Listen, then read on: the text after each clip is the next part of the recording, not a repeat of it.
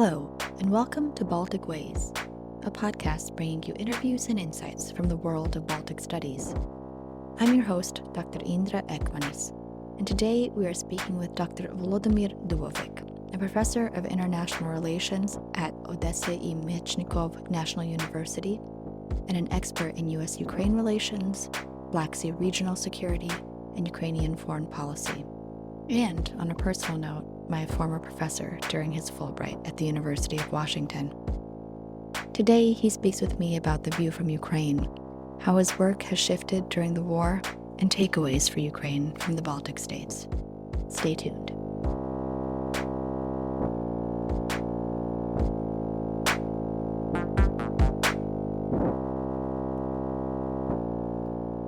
Dr. Dubovyk, maybe we can just start with you telling us a little bit about yourself. Well, I'm an associate professor of international relations in Odessa at Odessa I Mechnikov National University. I'm dealing primarily with international relations and subjects like U.S. foreign policy, U.S. Ukraine relations, Ukraine's foreign policy, a little bit of theory of international relations I teach as well. And I'm also interested in the Black Sea security studies. So that's what I do normally. There's nothing normal these days, of course, about what I do or any of us here in Ukraine. Currently, I am an internally displaced person in Western Ukraine. Together with millions of other Ukrainians have moved to Western Ukraine away from battlegrounds of the ongoing war that Russia is waging on Ukraine. My hometown of Odessa is not occupied, fortunately. But it could be. So therefore, to avoid this eventuality, I had to move out of Odessa. And that's where I am right now. That's where I'm teaching my courses from. Online lectures for my students who are nominally from Odessa, but who are also spread all over the place. Some in different parts of Ukraine, some abroad, some are in Odessa, stay in Odessa. And doing a lot of roundtables, a lot of panels on this war that Russia is waging on Ukraine, and doing several projects in the process. So basically, more or less routine kind of work, except for it's happening with this background of this war, and I'm not home now for more than 3 months, and that's how it is now. Yeah, it is, to put it mildly, a very difficult time. You're a professor of international relations and looking specifically already at this region as your area of focus. And I wonder how has your work shifted, or what are some of the takeaways that you have seen from your perspective, both as a Ukrainian who is living through, this situation of war and being internally displaced, and as well as from your research perspective? Right. Well, the priorities have shifted, obviously. Every trouble and every problem that we saw prior to this war seems so small now.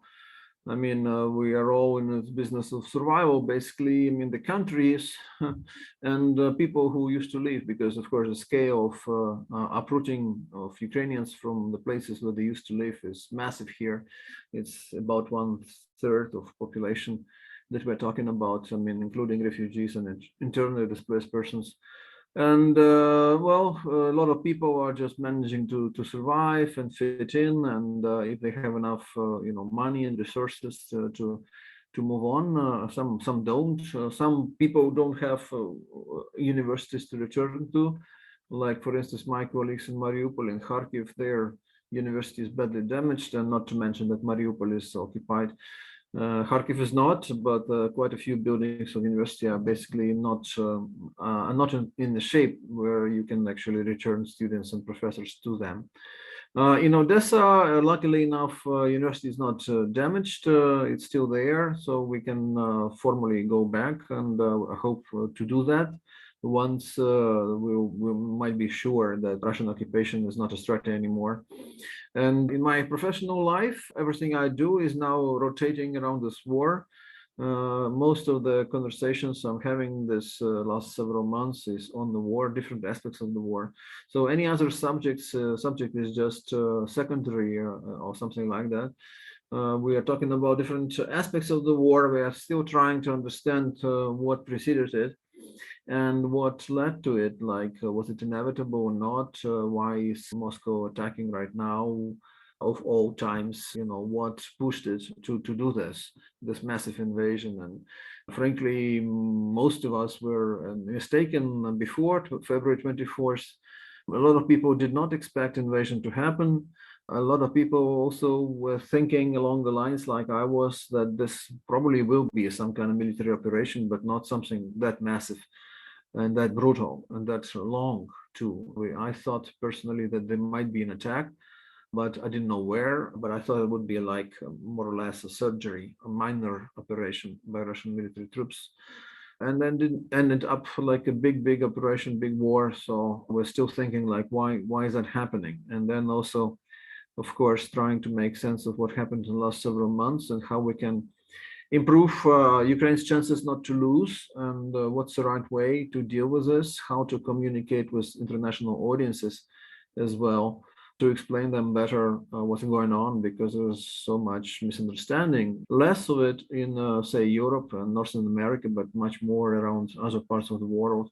So a lot of times I have interviews with various journalists from around the globe, and I'm trying to explain what's going on, because some people are not very much in the know, or they don't know details, they don't know the context and stuff like that. And in this month, I had interviews with people from Chile to Singapore, and Australia, and everyone in between. So I mean, that's has nothing to do with my research as such, but I'm serving as an ambassador of Ukraine, basically, quotation marks, explaining what's happening and what Ukraine is trying to achieve, and what we worry about and what we hope for.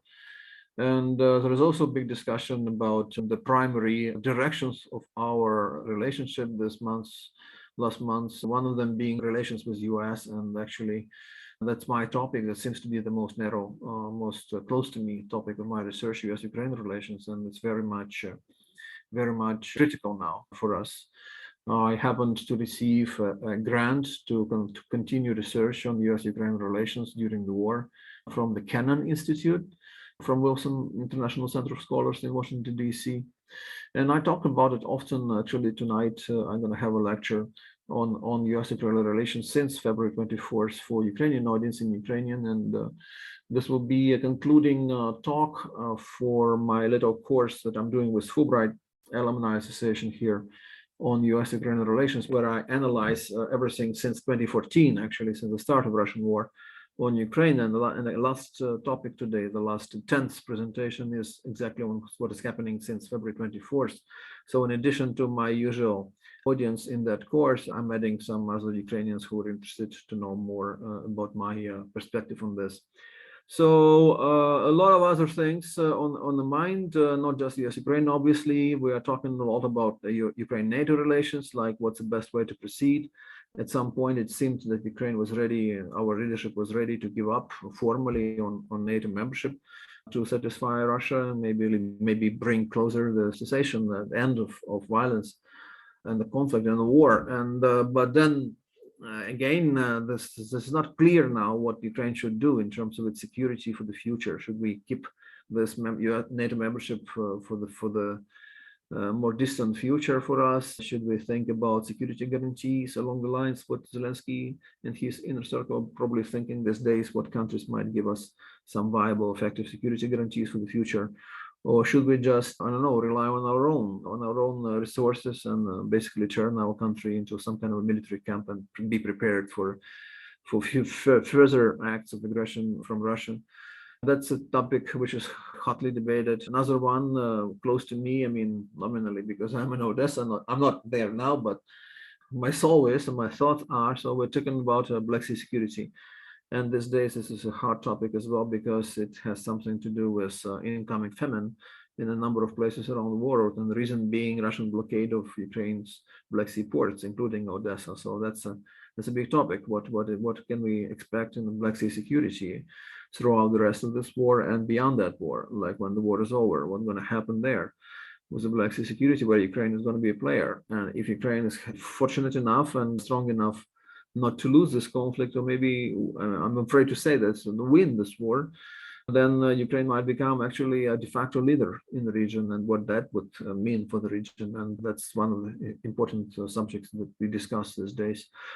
So basically, everything is rotating around the war, and like what is happening, what can happen, what can the West do or should do to help Ukraine better.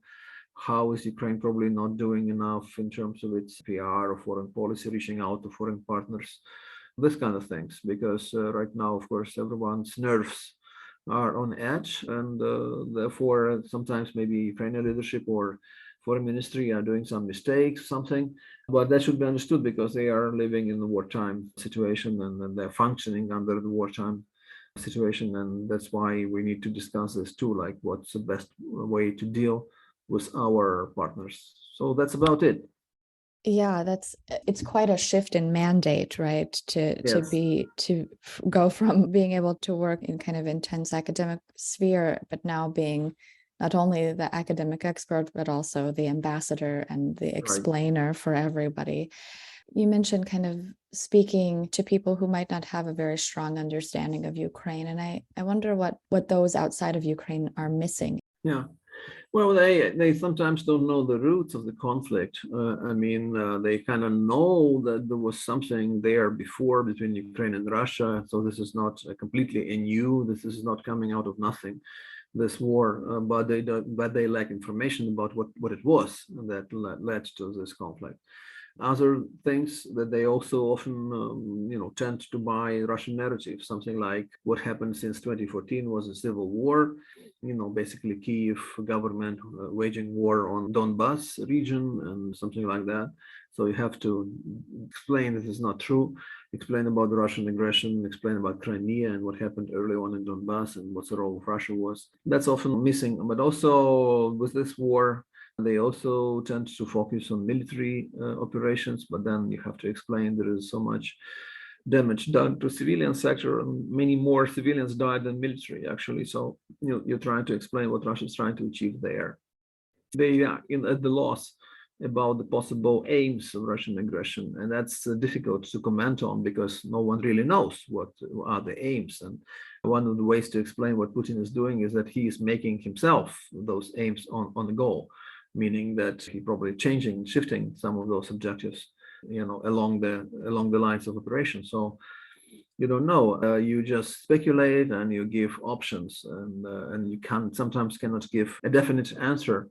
And not all journalists appreciate that because often they are looking for some kind of definite answer, and sometimes very difficult to give one. Or also, the shifting situation with the peace negotiations, like what is Ukraine prepared to give to Russia, or not, and when, and do you know when the war will end? I don't know. No one knows. I mean, it's really decided on the battleground. For now, we see it's not about to end anytime soon, but will it become months more longer or years more longer or something like that? I mean, I don't think this scale of the fighting is actually feasible on both sides for much longer, because it's one thing, this low intensity conflict that was there between 2014 and 2022, but it's much different for what we're having now. Both sides are already exhausted, Ukraine and Russia, in many ways. So and then therefore probably there would not be that much of this hostility on this current scale for much longer, but it's hard to predict. And that's why sometimes journalists are looking for some kind of like I said, definite answers, and they're not finding it. There's also much that they miss in terms of a cultural background of this all, like why Ukraine is so important, like why Russia might be willing to destroy Ukraine's identity and culture. Why is that so important? Is Ukraine really that close to Russia or not?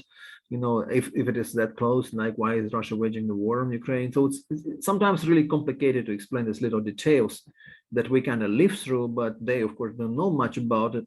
If you're talking to someone from far away, they have many other issues to monitor, to observe, to discuss, to write about, and Ukraine-Russian relations is not one of those. So you basically have an army of people who have very little education in these issues now writing about this war, and therefore you need to give them an express course, a crash course on what is Ukraine-Russia relations, what it was prior to February 24th, and how it shows itself in this current war. So that's about it. Yeah, absolutely. I feel like the whole world has gone through a little bit of a crash course and still Yeah. much to learn. Yeah. Thinking about one area that of the world that does tend to have a little bit of better background on the situation in Ukraine and because of their own experience, I'm thinking Yeah. of the Baltic states, and Right. you too have also participated in a panel with the AABS, Right. the Association for the Advancement of Baltic Studies, and I wonder what there might be for Baltic studies scholars to do to support Ukraine and Ukrainian scholars and Yeah. Ukrainians. Yeah, that's a great question. Actually, there are several things I would like to say if I don't forget all of them. Let's start with saying that we here in Ukraine, we should have done a better job in terms of learning their lessons of three Baltic countries there in dealing with Russia. We've missed a lot of time in terms of moving closer towards EU and NATO. For instance, if we have decided early on to move decisively in that direction, we would probably be there already, members of both of those alliances or union, but maybe not, but closer than now. Another thing is how you deal with Russia in terms of counter propaganda.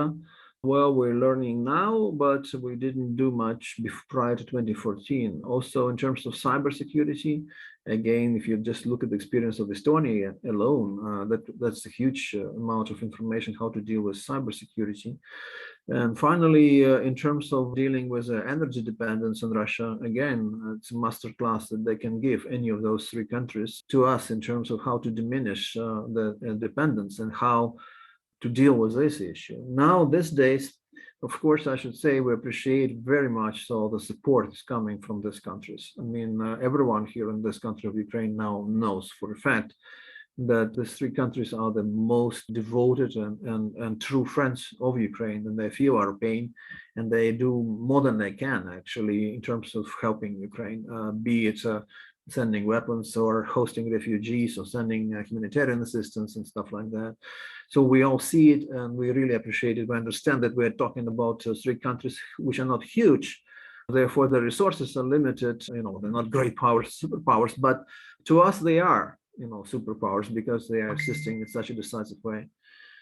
So therefore, I should say that we really appreciate the assistance. Or other things as well that we can talk more about new formats of cooperation, security cooperation, that is. But there are many theories out there, like for instance, the Baltic Black Sea Cooperation Zone. We've been talking about this for years. Actually, we've just concluded last year a big project with the University of Tartu and many others in the region, from Sweden, from Poland, and from Lithuania, and four universities, including mine in Odessa, the big project, EU-funded project on the Baltic Black Sea Security Cooperation Zone. Another thing, of course, is 3Cs initiative. And finally, there is now, even along the war, in the time of this war, ongoing already, there is a new initiative of some kind of a new security structure consisting of United Kingdom, Poland, three Baltic republics, and Ukraine. So we also very much supportive of this idea of Finland and Sweden joining NATO. I mean, some people, of course, in Ukraine have some bitter feelings as well, because like we've been trying to get to NATO, we were not given this chance, but I would argue, like I said already, that it's mostly our fault that we didn't get there. But right now, of course, people are saying, oh, okay, we are under attack. We wanted to be within NATO, we're not let in. And look at it, Finland and Sweden just announced they want to be part of it, and immediately the next day, the NATO is ready to accept them. So is it fair? But I would say it's fair because these countries are much more meeting the criteria, and also there is a different situation now that they are becoming members of the organization, which is, you know, capable of producing more security for the Baltic region. So that would really mean that Russia would be completely isolated in the Baltic region. That's a great thing. I mean, I think for the countries of that region, there'll be more of a, if not security, then at least of a deterrent containment potential for these countries vis-a-vis Russia. I hope that we would have something like this here in the Black Sea region, but probably not, because there's much more diversity here. Well, Russia is part of it, of the region as well, obviously the aggressor country, but also you have a whole bunch of other countries which are now trying to figure out what to do in the context of this war ongoing. Like Turkey is basically talking both ways. And the position of Turkey is very important. Romania is definitely very much pro-Ukrainian right now and supportive. Bulgaria is fledgling, but actually turning towards more of a pro-Ukrainian and anti-Russia grouping. Just look at the recent decision of them, together with two other countries, North Macedonia and what is Montenegro, not to allow for airplane to be used, airplane by Minister Lavrov, Foreign Minister of Russia, to use their airspace. So basically preventing his visit to Belgrade, to Serbia. So that's quite showing, that's quite telling. So Bulgaria is probably turning a corner here towards more of a decisive and robust position of being critical of Russia, what Russia is doing to Ukraine and generally in the region. So in many other smaller countries like Moldova and Georgia and others, where Armenia, Azerbaijan, we also consider them part of the Black Sea region. They're all making their own lessons. All right, they're learning their own lessons in terms of this Russian invasion against Ukraine. But can we actually use more of that experience from the Baltic region? I hope so. We should be looking harder in terms of what they have achieved there and what preceded this and why they were able to achieve more of security there in the region, and how can we actually copy at least some of this experience here in the Black Sea region.